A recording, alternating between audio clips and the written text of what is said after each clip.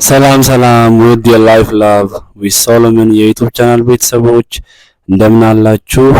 እንግዲህ ባለፈው ጊዜያት የስምንተኛ ክፍል አጠቃላይ ሳይንስ ወይም ጀነራል ሳይንስ መጽሐፍን መሰረት አድርገን ለሚኒስትሪ በሚረዳችሁ መንገድ ለማየት ሞክረናል። እንግዲህ ብዙ ነገሮችን እንደያዛችሁ ተስፋ አደርጋለሁ። እንግዲህ በዚህ ዓመት የሰባትም የስምንትም ሁለቱንም እንደምትፈተኑ ሁሉ የሰባትንም እንድሰራላችሁ በጠይቃችሁ መሰረት ለዛሬ የሰባተኛ ክፍል የአጠቃላይ ሳይንስን መነጋገር ጠቅላላ ሐሳቦችን ማንሳት እንጀምራለን። በተለይ ሚኒስትሪ ላይ በምን መንገድ መመለስ እንዳለባችሁ ምክንያቱም እንግዲህ በጣም እነዚህ የጀነራል ሳይንስ ወይም የአጠቃላይ ሳይንስ ትምህርት ጠቅላላ የሆነ ግንዛቤ የሚጠይቅ ነው። በሽምደዳ አይደለም እያንዳንዱን መያዝ ያለባችሁ። ያ ከሆነ ይጠፋል። ስለዚህ ወደ እውቀት ቀይራችሁ ጠቅላላ ያለ ግንዛቤ ይዛችሁ ለፈተና በምትቀርቡበት መንገድ ለማቅረብ እሞክራለሁ። እንግዲህ የአጠቃላይ ሳይንስ የሰባተኛ ክፍል በአጠቃላይ 7 ምዕራፎች አሉት። ይህ ምዕራፍ 1 ላይ እንደ መግቢያ ስለ ሳይንስ ምንነት ትርጉም ይነግረናል። በምዕራፍ 2 ላይ ደግሞ በተለይ አጠቃላይ ሳይንስ ሶስቱን የሳይንስ የተፈጥሮ ሳይንስ ዘርፎችን ነው የሚይዘው ፊዚክስ፣ ባዮሎጂ እና ኬሚስትሪ። ስለዚህ ምዕራፍ 1 ላይ እንደ መግቢያ አጠቃላይ ስለ ሳይንስ ግንዛቤ ካስጨበጠ በኋላ ምዕራፍ 3 ስለ ኬሚስትሪ ነው የሚያነሳው።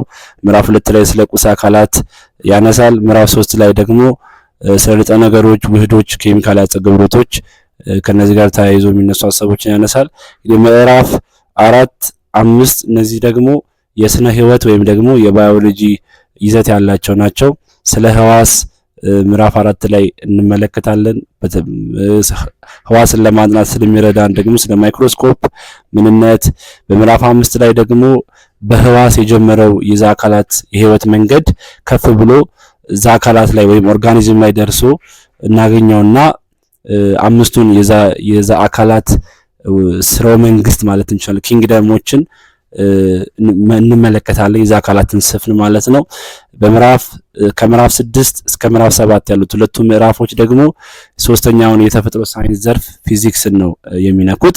ስለዚህ በምዕራፍ 6 ላይ በአጠቃላይ ስለ መሬት ቅርጽ፣ ዲሜንሽን፣ የመሬት ክፍሎች፣ መሬት ደግሞ በራሷ ዛቢያና በፀሐይ ዙሪያ ስለምታደርጋቸው እንቅስቃሴዎች፣ በዚህ ደግሞ ስለሚፈጠሩ ውጤቶች እንመለከታለን። በምዕራፍ 7 ላይ ስለ እንቅስቃሴ ኃይል፣ ጉልበትና የጉልበት ምንጮችን እንመለከታለን።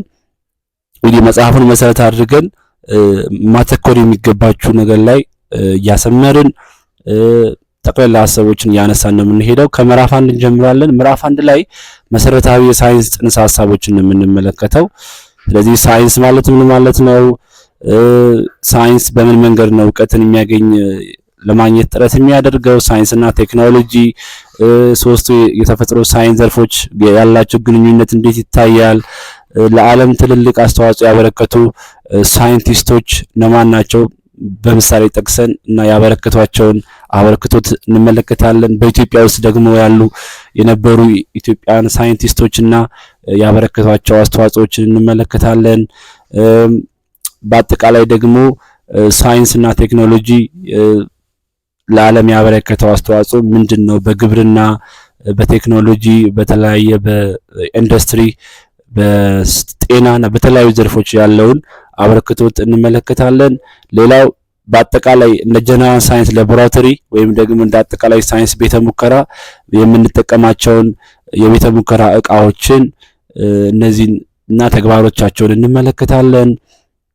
ከእንደገናም በቤተ ሙከራ ውስጥ ሙከራዎችን ወይም ኤክስፐሪመንትን በምንሰራበት ሰዓት ልንከተል የሚገቡ የጥንቃቄ መንገዶችን፣ መርሆችን፣ ህጎችን እንመለከታለን። የተለያዩ ምልክቶችንም የአደጋ ጊዜ ምልክቶችንም ወይም ራሳችንን ከአደጋ የሚጠብቁ ምልክቶችን እሱን እንመለከታለን። በአጠቃላይ በዚህ ምዕራፍ ላይ ጠቅለል ያሉ የሳይንስ ግንዛቤዎችን ነው የምንወስደው። እንግዲህ ከትርጉሙ ነው የምንጀምረው። እንግዲህ ሳይንስ የሚለው ቀጥተኛ ትርጉሙ እንግዲህ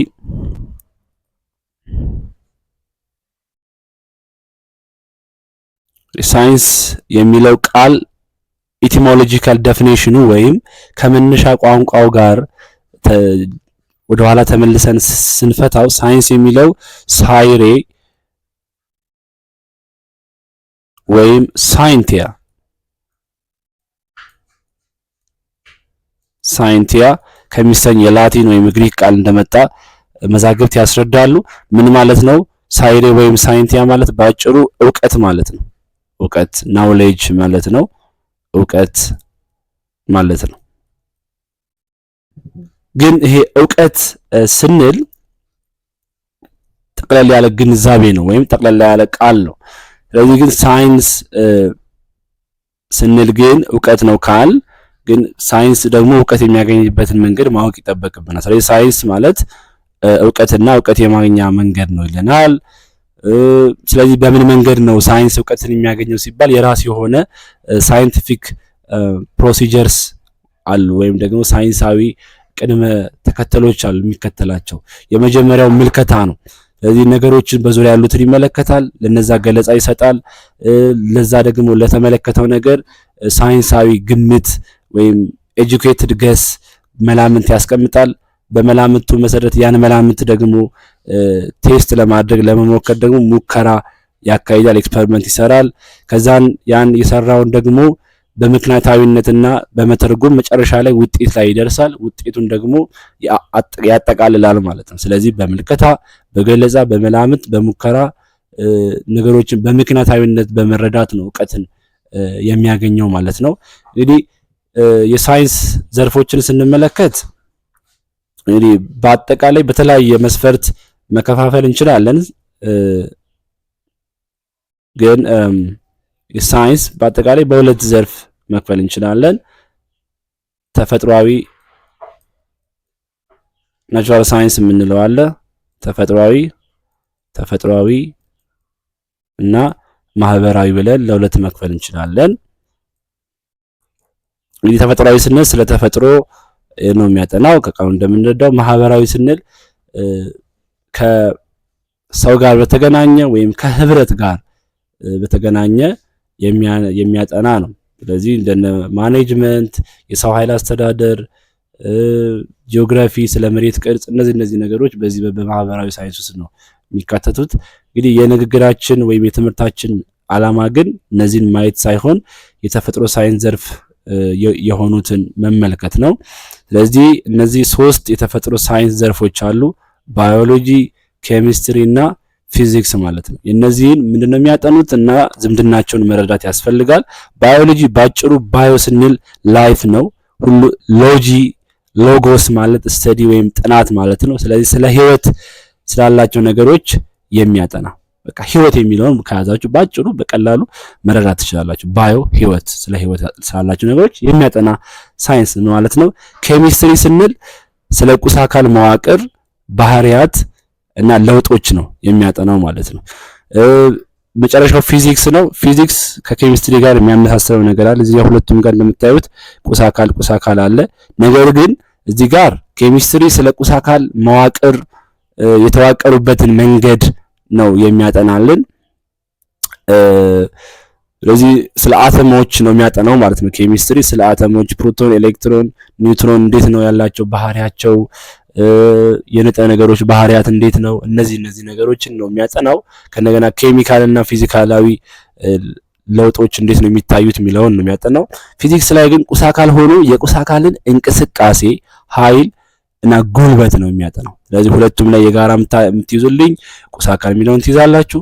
ግን ለየት የሚያደርጋቸው ኬሚስትሪ መዋቅር፣ ባህሪያት ነው። ይሄ ደግሞ እንቅስቃሴ፣ ኃይል፣ ጉልበት የሚለውን ትይዛላችሁ ማለት ነው። እንግዲህ ሶስቱም ለየብቻቸው የቆሙ ሳይሆኑ የሚገናኙ ናቸው። እነዚህ ሶስቱ የሳይንስ ዘርፎች ባዮሎጂ ለምሳሌ ከፊዚክስ ጋር ይዛመዳል፣ ባዮፊዚክስ ብለን እንጠራዋለን።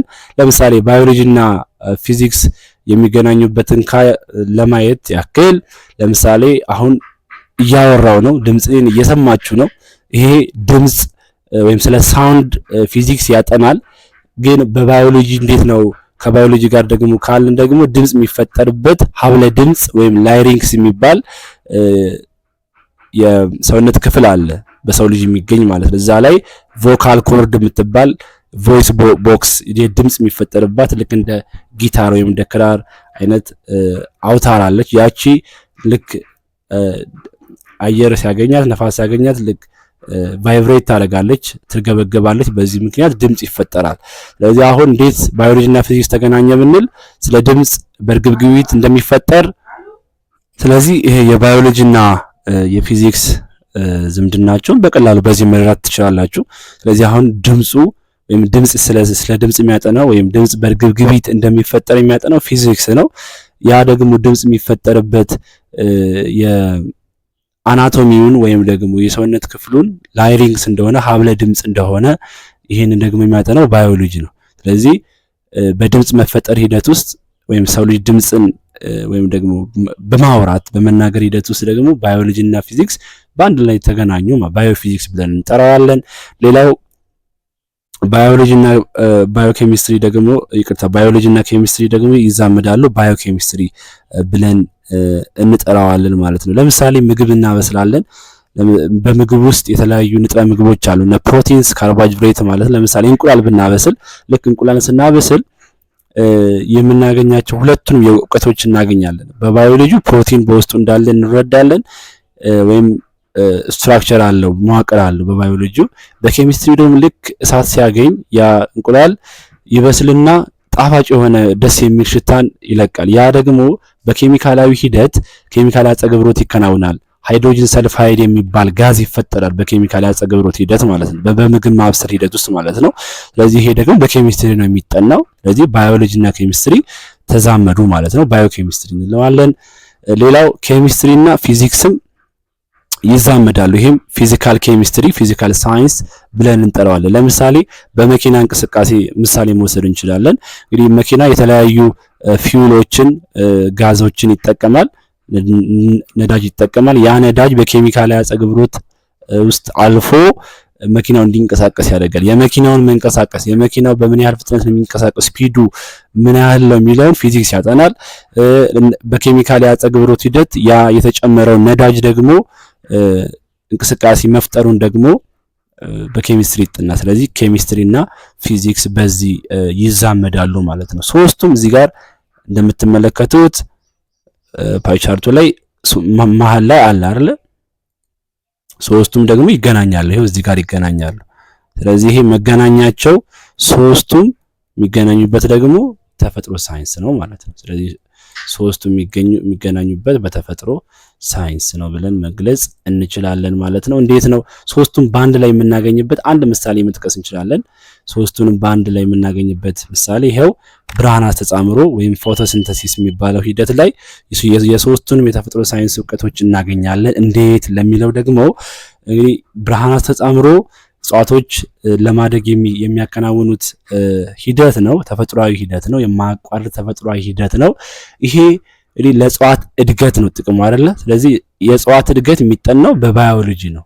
የእጽዋት እድገት በባዮሎጂ ይጠናል።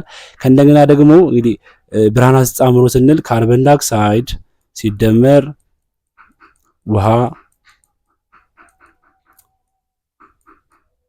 ይሄ በብርሃን አማካኝነት ማለት ነው። ብርሃን ከዛ አረንጓዴ ሐመልማል ከስር አለ። አረንጓዴ ሐመልማል አለ። ከዛ ምን ይፈጥራል? C6H12 O6 ፕላስ ኦክሲጅን ነው የሚፈጥርልን። ስለዚህ አሁን ኬሚስትሪ በዚህ ላይ እንዴት ነው ሚናው ስንል ይሄ ሂደት ሁለት እዚህ ጋር ውህዶች አሉ፣ ካርበን ዳይኦክሳይድ እና ውሃ። እነዚህ በአንድ ላይ ኬሚካል አጸገብሮት አከናውነው አዲስ ውህድን ይፈጥራሉ። ይሄው ግሉኮስ ምግባቸውን እና ኦክሲጅንን ማለት ነው። ስለዚህ ይሄ ኬሚካል አጸገብሮቱ ኬሚካል ሪአክሽኑ የሚጠናው በኬሚስትሪ ነው። ሶስተኛው አንድ ቀረን አይደል? ስለማን ነው? ስለ ፊዚክስ። የባዮሎጂን አይተናል፣ የእጽዋት እድገት መሆኑን ነው። የኬሚስትሪ ይሄ አጠቃላይ ኬሚካል አጸገብሮት ሂደት ነው። እንግዲህ ፊዚክስ እንዴት ነው በዚህ ሂደት ላይ ስንመለከት እንግዲህ ብርሃን የሚል እዚህ ጋር ትመለከታላችሁ። ስለዚህ ብርሃንን ይጠቀማሉ እጽዋቶች ለማደግ። ስለዚህ ብርሃን የሚጠናው ደግሞ ስለ ብርሃን ሁኔታ የሚጠናው በፊዚክስ ነው። ፊዚክስ ስለ ብርሃን የሚያጠናው ኦፕቲክስ የሚባል የፊዚክስ ዘርፍ አለ። ስለዚህ ያ የፀሐይ ብርሃን ወደ ምድር መጥቶ እጽዋት ውስጥ ገብቶ ይሄን ውሃ እና ይሄን ውሃውን ወይም ፎቶሊሲስ የሚባል ሂደት አከናውኖ ሃይድሮጅን እና ኦክሲጅኑ እንዲከፋፈሉ ያደርጋል። ስለዚህ ስለ ስፔክትረም ኦፍ ላይት የተለያዩ የብርሃን ሁኔታዎችን ወይም ደግሞ በተለያየ ቀለም ላይ ያለው የብርሃን ኤነርጂ ወይም ደግሞ ጉልበቱን የብርሃን ድግግሞሽ ፍሪኩዌንሲውን ከእንደገና የብርሃን ሌንግዙን ዌቭ ሌንግዙን የሞገድ ርቀቱን እነዚህን ሁሉ የሚያጠናው ፊዚክስ ነው። ስለዚህ ሶስቱም የተፈጥሮ ሳይንስ ዘርፎች በብርሃን አስተጻምሮች ሂደት ላይ ምን ያህል ሚና እንደሚጫወቱ ተረዳን ማለት ነው። ሌላው ሳይንስና ቴክኖሎጂ ነው። በአጭሩ እንግዲህ ሳይንስ ሲደመር